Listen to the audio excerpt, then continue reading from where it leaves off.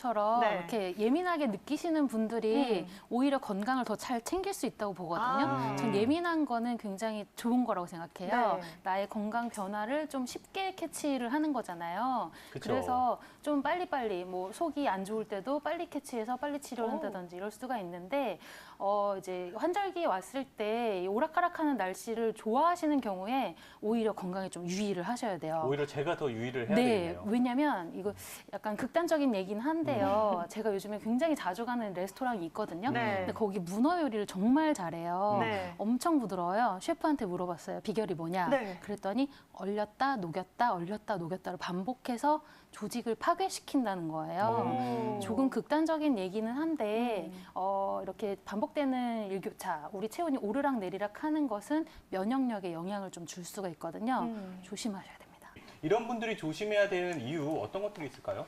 그런 분들이 환절기 때 건강 관리 잘 하셔야 되는 것들은 다들 많이 알고 계세요. 그쵸. 그래서 이제 혈관이 좀 쉽게 수축할 수 있기 때문에 체온 관리를 좀 잘 하셔야 되고 그런 것들은 좀 잘 아시는데 사실 생각지 못한 질환이 굉장히 많거든요. 어떤 거가 환절기 있을까요? 때 네. 안면마비가 은근히 많이 안면마비요? 와요. 네, 이게 원래는 추울 때 좀 많이 오는데 환절기에도 생각보다 은근히 많이 오거든요. 근데 안면마비는 보통 한 70% 이상이 특발성이긴 한데 나머지 30%가 벨마비라고 해서 바이러스가 얼굴에 이제 침입을 해가지고 생기는 안면마비인데요. 네. 이 바이러스성 질환 같은 경우에는 면역력이 많이 떨어지게 되면 바이러스랑 내 몸이 싸우는 힘이 부족하기 때문에 그 바이러스가 활성화돼서 몸에 영향을 미치는 거거든요. 그래서 이런 환절기 때 면역력 관리를 굉장히 잘 하셔야 된다고 생각을 하고 저는 항상 두 가지 되게 많이 챙기고 있어요. 어떤 첫 거요? 번째는 아무래도 우리 기온 얘기 많이 했잖아요. 그래서 겉옷을 얇은 걸 항상 가지고 다니면서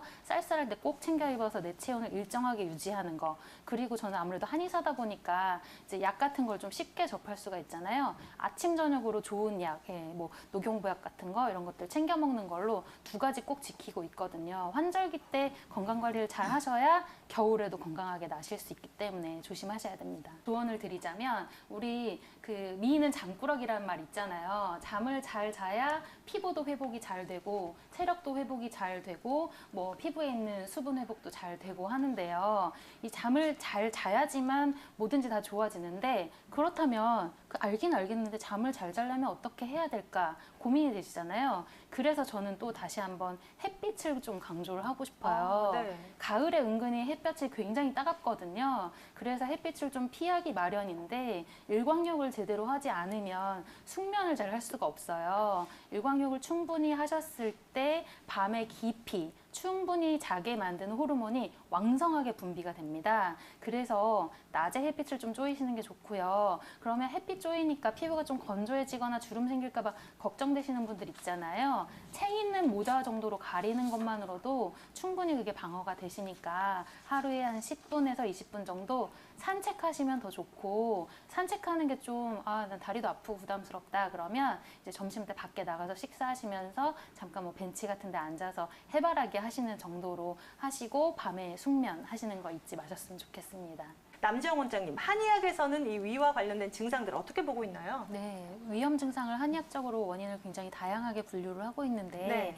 우리 시청자분께서는 여러 가지 증상으로 봐서 한의학에서 보는 화병에 좀 가까우신 것 같아요. 이 화병은 다른 단어로 감기울체, 감기울결, 기체, 뭐 기울 이런 식으로 표현이 되는데요. 이 증상은 다양합니다. 일단 굉장히 많이 피곤하시고요. 아무래도 화병이다 보니까 가슴 속이 뭔가 터질 것 같은 느낌, 그리고 위로 화가 정말 치솟는 것 같은 느낌, 때로는 머리가 아프기도 하고 어지럽고 소화도 좀 잘 안 되고 뭐 설사가 반복된다든지 오히려 뭐 변비가 있는다든지 이런 여러 가지 증상들이 좀 많이 있으신데요.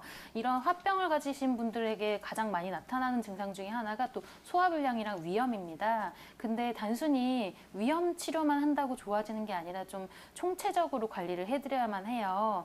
감정하고 몸이 관련된 포함되어 있는 거라서요. 우리가 뭐 공포 영화 보면은 몸이 오싹해지는 거, 내가 어떻게 할 수 있는 반응이 아니잖아요. 깜짝 놀라면 두근두근거리고 눈도 커지고 이런 것도 내가 어떻게 할 수 없는 신체적인 반응인 건데 다른 스트레스들도 마찬가지거든요. 스트레스를 지속적으로 오랜 기간 반복해서 받은 분들께는 몸 구석구석 여러 가지 이제 증상들이 나타나게 되는데 그 증상 하나하나만 봐서는 안 되고 이제 기가 울체되어 있는 거, 감기가 울결되어 있는 거, 화기가 뭉쳐져 있는 것 이런 것들을 좀 통합적으로 관리를 해야 하고 그렇다면 뭐 기운을 좀 돌려주는 행기요법 그리고 뭐 한약을 복용을 해서 떨어져 있는 체력을 끌어올리는 것 이런 것들도 굉장히 중요하시고 이분들 같은 경우에는 외부적인 스트레스에 의해서 내 몸이 영향받는 그런 부분들을 잘 관리할 수 있는 다른 방법들을 또 찾으셔야 하거든요. 그래서 여러 가지 생활관리법들도 알려드려야 될 것이 굉장히 많고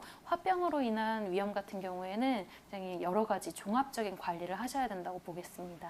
네, 이렇게 잦은 피로와 분노 등으로 혈액 기혈순환이 막히는 증상인 감기울결에 대해서 이야기를 해주셨는데요. 남정 원장님, 또 시청자님 증상 중에 이 목에 이물감이 나타나는 증상도 이야기를 해주셨어요. 앞서 말한 증상 중에 하나인 건가요? 그렇죠. 이제 목구멍에 이물감이 막혀 있는 증상인데 이 시청자분께서는 아마도 내과에 가셔서 그 역류성 식도염을 진단 받으셨을 가능성이 굉장히 커요. 한의학에서는 매핵기라고 하거든요. 매실의 씨앗이 목 안에 들어있는 것 같은 기분이라는 단어예요. 매핵기라고 하는데 이게 화병으로 인한 증상입니다. 여러 가지 기운이 뭉쳐서 스트레스로 인해서 목구멍에 폐색감과 이물감이 드는 것. 그런데 이제 양방병원에 가면 위축성 위염이라든지 역류성 식도염 진단을 굉장히 많이 받으시는데요.